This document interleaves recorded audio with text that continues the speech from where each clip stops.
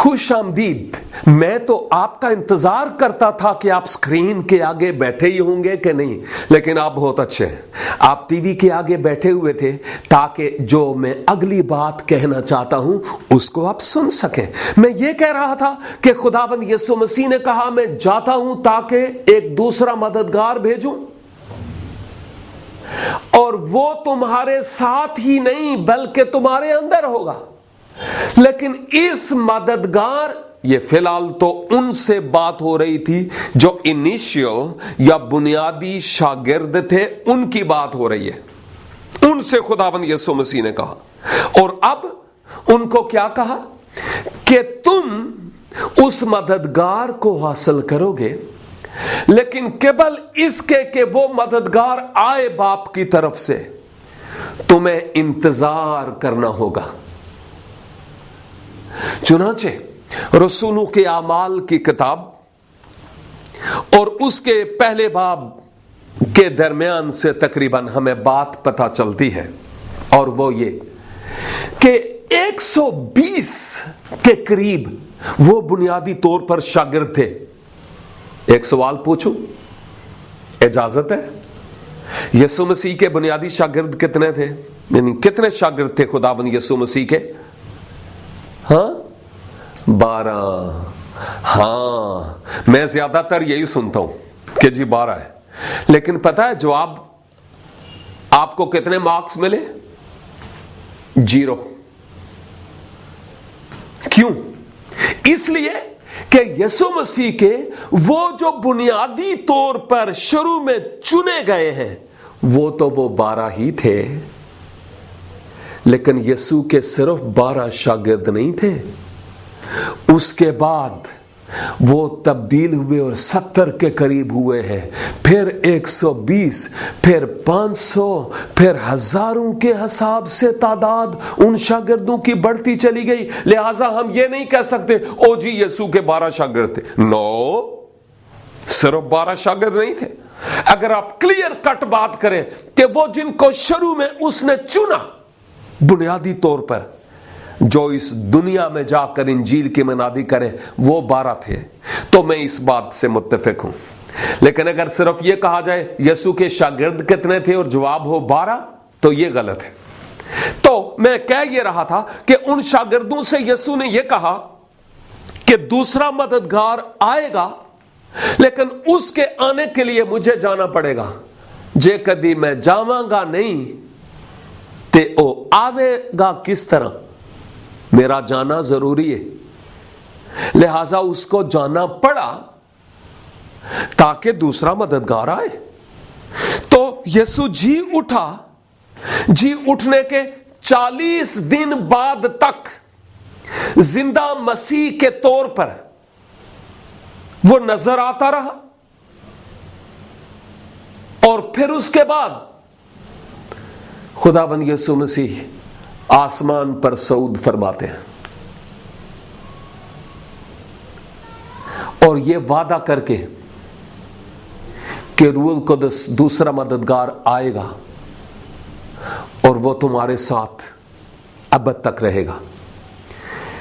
جس مددگار کے بارے میں بات کرتا ہوں اس کے بارے میں ہے کہ یہ خدا سے باتیں لے کر تم تک پہنچائے گا, بھولی ہوئی باتیں تمہیں یاد دلائے گا, ابد تک تمہارے ساتھ رہے گا, تمہارے اندر ہوگا, وغیرہ وغیرہ وغیرہ وغیرہ, اور بہت کچھ ہے. تو اس کا مطلب یہ ہے کہ یہ کوئی بندہ نہیں ہو سکتا, کوئی شخصیت نہیں ہو سکتا الگ سے, یعنی جس کی 2 ٹانگیں ہوں, نوزی بھی ہو, ناک بھی ہو, آنکھیں بھی ہوں, بال بھی ہوں. یہ اس طرح کی شخصیت کی بات نہیں ہے, کیونکہ اگر اس طرح کی کوئی شخصیت کا خداوند یسوع مسیح وعدہ کرتے تو وہ شخصیت میرے اندر کیسے ہوتی, اور پھر اور تو اور ابد تک میرے ساتھ کیسے رہتی, کیونکہ ہر بشر کو موت کا مزہ چکھنا ہے. یہ تو ایک اہم ترین بات ہے. اسی لیے تو میں یہ بتا رہا ہوں کہ یہ کوئی عام شخص نہیں تھا, بلکہ یہ پاک روح, خدا کا روح होली गोस्ट, होली स्पिरिट या रूह कुद्स की बात हो रही है, क्योंकि वही हमारे अंदर हो सकता है और हमेशा तलक हो सकता है। ये रूह कुद्स खुद खुदा है और ये हमारे अंदर, हमारे दिल में उस वक्त होता है जब हम अपने गुनाहों का इकरार करते, अपने गुनाहों से तौबा करते और खुदावंद यीशु मसीह की सलीबी मौत को अपने लिए कबूल करते हैं कि वो मेरे लिए मर गया, और फिर दिल का दरवाजा खोलते हैं, खुदावंद मेरे दिल में आ ताकि आइंदा के लिए मैं तेरे लिए जीऊं। तो तब ये बात बनती है, तब रूहुल कुद्स इंस्टॉल होता है, वरना इसके अलावा कोई और तरीका नहीं है। देखिए, अगर आप टेलीनॉर की सिम निकालें, अभी नहीं निकालना, वैसे मैं बता रहा हूं कि अगर आप अपने सेल फोन से टेलीनॉर की सिम निकालना चाहें, क्योंकि आप चाहते हैं कि मैं जैज की डालूं, तो इसके लिए आपको सेल फोन को खोलना पड़ेगा। कवर खुलेगा, पहले वाली सिम निकलेगी ते दूजी पवेगी। ए कवर खुलेगा ते पहले वाली सिम निकलेगी, उत्ते वाली सिम पवेगी। ये दिल खोलने की बात है कि खुदावंद हमारी जिंदगी में आ, मेरी जिंदगी में आ, ताकि मैं तेरे लिए जीऊं। तो यूं खुदा का रूह हमारी जिंदगी में आता है, और इसका सबूत यह है कि जब रूहुल कुद्स हमारी जिंदगी में होता है, हम दूसरों में जाकर गवाही देते हैं, नंबर 1। और नंबर 2, गलतियों 5 की 22-23 के मुताबिक रूहुल कुद्स के फल, रूहुल कुद्स का फल है जो हमारी जिंदगी से फिर नजर आता है और पता चलता है कि इस शख्स की जिंदगी में रूहुल कुद्स है कि नहीं। मैं बात यह कर रहा था कि रूहुल कुद्स के आने के लिए यीशु मसीह ने अपने शागिर्दों से कहा कि तुम इंतजार करो तावक्ते के रूहुल कुद्स न आए। तो वो जो 120 की जमात थी, यरूशलेम के एक बालाखाने में जाकर एक प्रेयर मीटिंग, एक प्रेयर रिट्रीट में शामिल हो गई।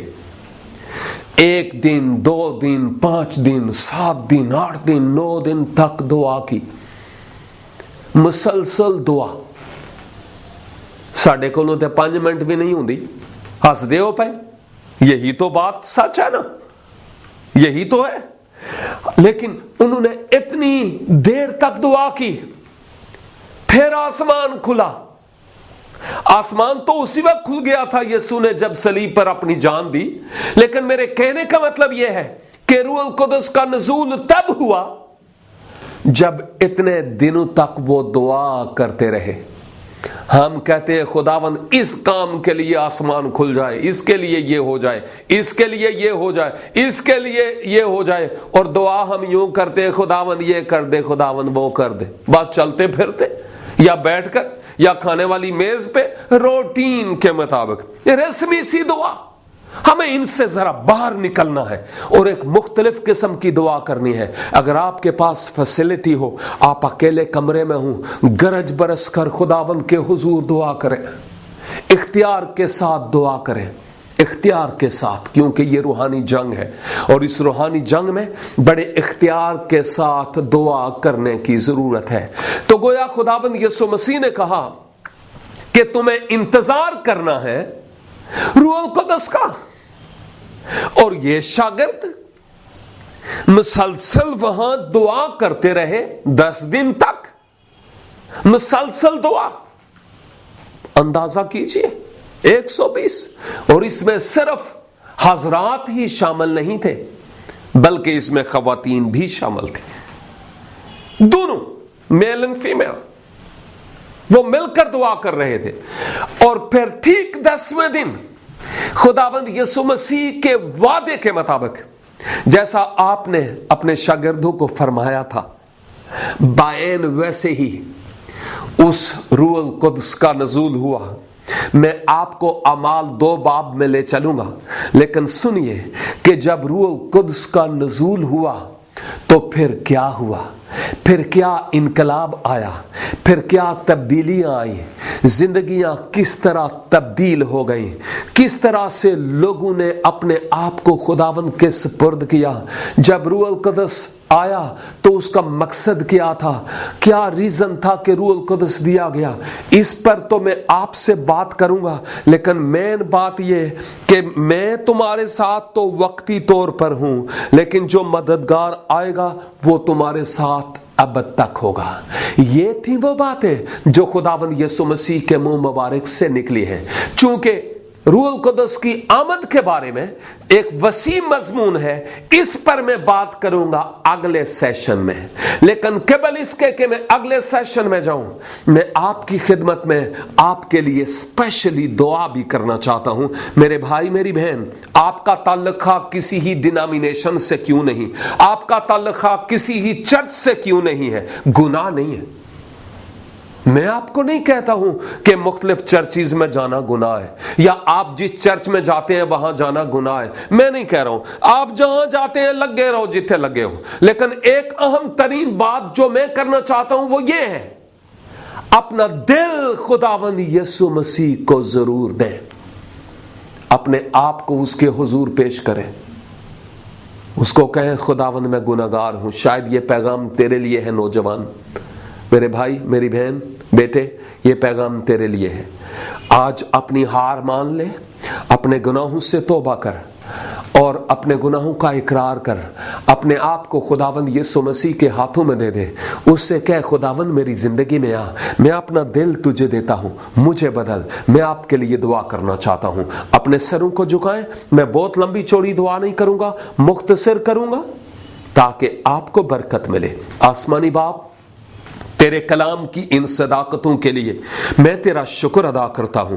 अपने इस भाई को, बहन को, नौजवान को, बुजुर्ग को जो आज अपनी हार मानता है, अपने हथियार डालता है, यीशु मसीह के नाम में ऐ बाप इसे कबूल कर, इसको अपना बना ले, इसके खानदान में और इसकी शख्सी जिंदगी में तू चलता और फिरता नजर और मुमकिन करके ये आइंदा के लिए तेरे जलाल और तेरी बुजुर्गी के लिए इस्तेमाल होता रहे। हर तरह की लानत को यीशु नासरी के नाम से हुक्म देता हूं, इसकी जिंदगी और इसके खानदान से हमेशा के लिए दूर चला जाए, खुदावंद यीशु मसीह के नाम से, आमीन।